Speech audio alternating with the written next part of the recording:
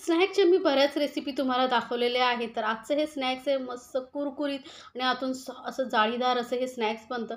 आणि सर्वात महत्त्वाचं म्हणजे हे घरामध्ये जे साहित्य उपलब्ध असतं ना, त्यापासून तुम्ही बनवू शकता. बाहेरून विकत आणण्याची काही गरज नाही आहे. कारण यासाठी जे लागणारे साहित्य ते आपल्या किचनमध्ये नेहमीच उपलब्ध असतं.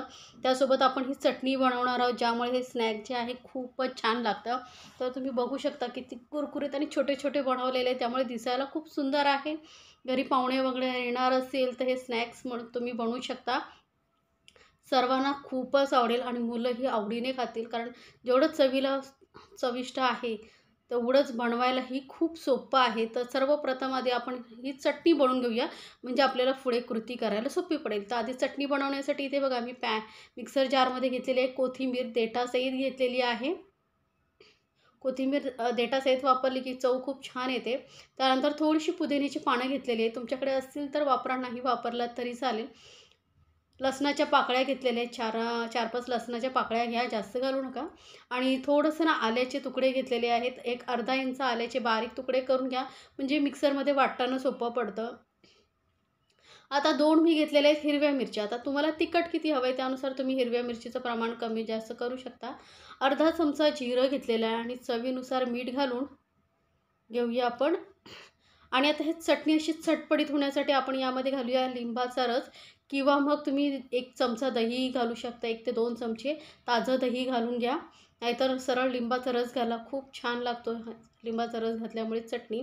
तर लिंबूचा मी रस घालून घेतलेला. आता यामध्ये थोडंसं पाणी घालूया आणि एकदम बारीक अशी आपण ही चटणी वाटून घेऊया. ही चटणी तुम्ही कुठल्याही स्नॅक्सबरोबर खाऊ शकता, अप्रतिमच लागते.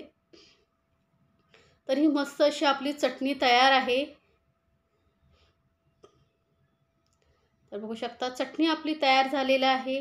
आता आपण वळूया पुढच्या कृतीकडे. तर इथे 1 कप मी घेतलेले आहेत पोहे, जे आपण कांदा पोहेसाठी वापरतो ते पोहे घेतलेले आहेत. आता पातळ पोहे असतील तेही घेऊ शकता.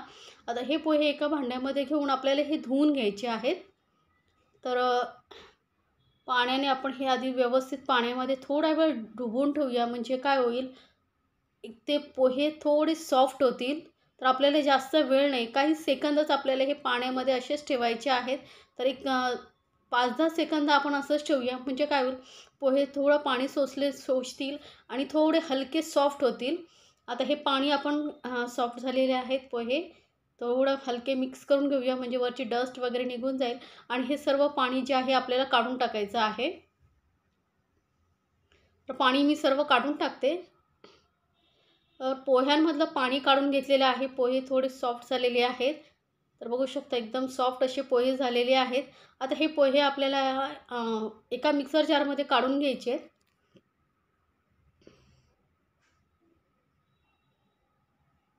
तर पोहे मी मिक्सर जारमध्ये घालून घेतलेले आहेत. आता आपल्याला यामध्ये थोडेसे अजून साहित्य ॲड करायचं आहे, ते म्हणजे गव्हाचं पीठ. तर इथे मी पाव कप गव्हाचं पीठ घेतलेलं आहे. 1 कप पोह्यासाठी आपण पाव कप गव्हाचं पीठ घेतलेलं आहे. आता गव्हाचं पीठ नसेल वापरायचं तर मग तुम्ही तांदळाचं पीठ वापरू शकता.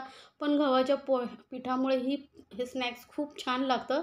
आणि 2 चमचे मी घालते दही, ताजं किंवा आंबट, जे तुमच्याकडे हे असेल ते वापरू शकता. आंबट वापरलात तर उत्तमच आहे. थोडंसं आंबट फ्लेवर येईल, छान लागतं.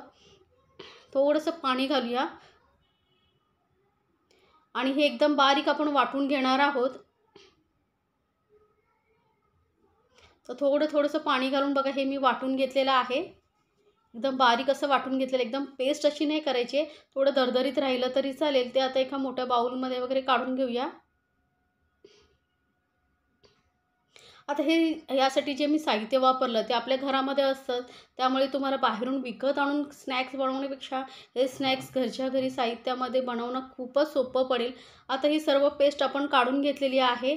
आता यामध्ये आपल्याला थोडेसे बेसिक साहित्य ॲड करायचं आहे, ते म्हणजे इथे एक कांदा बारीक चिरून घेतलेला आहे. मध्यम आकाराचा कांदा घेतलेला आहे बारीक चिरून. अर्धा इंच आलं ना किसून घाला. किसून घातल्यामुळे चव खूप छान येते. ताज्या आल्याची चव खूप छान लागते. थोडीशी कढीपत्त्याची पानं बारीक अशी कापून घेतलेली आहेत. 2 हिरव्या मिरच्या ही एकदम बारीक चिरून घेतलेल्या आहेत, म्हणजे काय होतं, मुलं खात असतील तरी ते दाताखाली येणार नाही. थोडीशी कोथिंबीर घेतलेली आहे जास्त. आता ही सर्व साहित्य आपण या पेस्टमध्ये घालून घेऊया.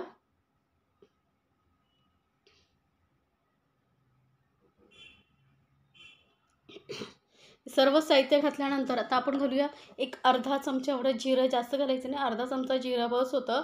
थोडेसे चिली फ्लेक्स घेतलेले आहेत मी. कुटलेली लाल मिरची, तर तुमच्याकडे नसेल तर मग तुम्ही काळी मिरी पावडरही घालू शकता किंवा मग मिरचीचं प्रमाण थोडं वाढवू शकता. चवीनुसार घालूया मीठ. आणि हे आपलंच नाश्ता आहे, स्नॅक्स आहे. असं चांगलं आतून फुललेलं होण्यासाठी फक्त 1 पिंच एवढा बेकिंग सोडा घालते, जास्त घालायचं नाही आहे. फक्त एक छोटा पिंच घालायचा आहे आणि हे सर्व व्यवस्थित आपण फेटून घेऊया, व्यवस्थित मिक्स करून घेऊया. पाणी अजिबात वापरायचं नाही आता. थोडंसं पाणी घालून आपण जेव्हा वाटलं तेवढंच आपल्याला पाणी वापरायचं, आता पाणी वापरायचं नाही आहे. चुकून सहजा तुमच्याकडून पाणी जास्त झालंच तर मग तुम्ही थोडंसं गव्हाचं पीठ किंवा तांदळाचं पीठ, जे पीठ वापरणार आहात ते थोडंसं घातलात तरी चालेल. पण पाणी जास्त न वापरता आधी थोडं थोडं चमच्याने असं फिरवत ते वाटून घ्या. तर बघा थोडं साहित्य असं मी घालून थोडंसं फेटून घेतलेलं आहे. फेटल्यामुळे काय होतं, आपण यामध्ये सोडा घातला आहे त्यामुळे हे बॅटर जे आहे छान असं हलकं हलकं होतं, हलकं फुलकं होतं. आणि मग जेव्हा आपण तळतो तेव्हा आतून छान असं जाळीदार असं होतं, फुलतं छान फुललेलं होतं. आता पीठ चांगलं फेटून झाल्यानंतर आता आपल्याला याची ना एकदम छोटे छोटे असे भजी काढायची आहे, बाईट्स, जास्त नाही, छोटे छोटे गोळे बनवायचे आहेत आणि ते तळून घ्यायचे आहेत. जास्त मोठे करायचे नाहीत, लक्षात ठेवा. छोटे छोटे असे बॉलसारखं करायचं आणि आतमध्ये घालायचं. हाताने थोडंसं हलकंसं गोल करण्याचा प्रयत्न करायचा आणि तेलामध्ये सोडायचं आहे. तेल चांगलं गरम पाहिजे आणि गॅस मध्यमवरती करून आपण हे छान असे तळून घेणार आहोत. बघितलात किती साहित्य कमी लागतं आणि अगदी सोपी आहे रेसिपी, कोणीही सहज बनवेल. काय होतं, कधी कधी संध्याकाळच्या टायमाला आपल्याला असं काहीतरी चहाबरोबर खाण्याचं मन होतं, त्यावेळेस तुम्ही हे स्नॅक्स नक्की बनवू शकता. मुलंही आवडीने खातील. आता चहाबरोबर खाणार असाल तर चटणी नाही बनवला तरी चालेल, चहाबरोबर असेच खाण्यासाठीही खूप छान लागतात. तर आता हे स्नॅक्स मी व्यवस्थित पलटून घेतलेले आहेत. असं दोन्ही साईडने छान असं थोडासा गोल्डन कलर येईपर्यंत आपण तळून घेऊया. मध्यम गॅसवरती तळायचं आहे, म्हणजे काय होतं आतपर्यंत छान असे तळले जातात. आणि आपण हे कसे छोटे छोटे बॉल बनवलेले आहेत स्नॅक्स, त्यामुळे तळण्यासाठीही जास्त वेळ लागत नाही. आता जरी हे जसे चिकटलेले वाटत असेल तरी तसे जसे तळले जातात तसे ते वेगवेगळे होत जातात. बघा मस्त असा कलर आलेला आहे. तर हे स्नॅक्स आपण आता काढून घेऊया. होऊ शकता किती सुंदर कलर आलेला आहे. याच पद्धतीने मी बाकीचं हे स्नॅक्स तळून घेते. गरमागरम कुरकुरीत असं हे आपलं स्नॅक्स तयार झालेलं आहे. बाहेरून खरंच खूप कुरकुरीत झालेलं आहे आणि आतून मस्त असं सॉफ्ट जाळीदार स्पॉन्जी असं झालेलं आहे, तुम्ही बघू शकता. तर हे स्नॅक्स बघा किती छान असं कुरकुरीत झालेलं आहे. खाण्यासाठी खरंच खूप छान लागतं. तर नक्की बनवा आणि कमेंट्समध्ये मला जरूर सांगा. आणि रेसिपी आवडली तर चॅनलला लाईक्स, कमेंट्स आणि सबस्क्राईब करायला विसरू नका. सोबतच बेल आयकॉनवरती नक्की क्लिक करा, म्हणजे माझ्या नवीन रेसिपीची नोटिफिकेशन लगेचच तुमच्यापर्यंत पोहोचेल. याआधीही माझ्या चॅनलवरती स्नॅकच्या बऱ्याच रेसिपी आहेत, तुम्ही पाहू शकता.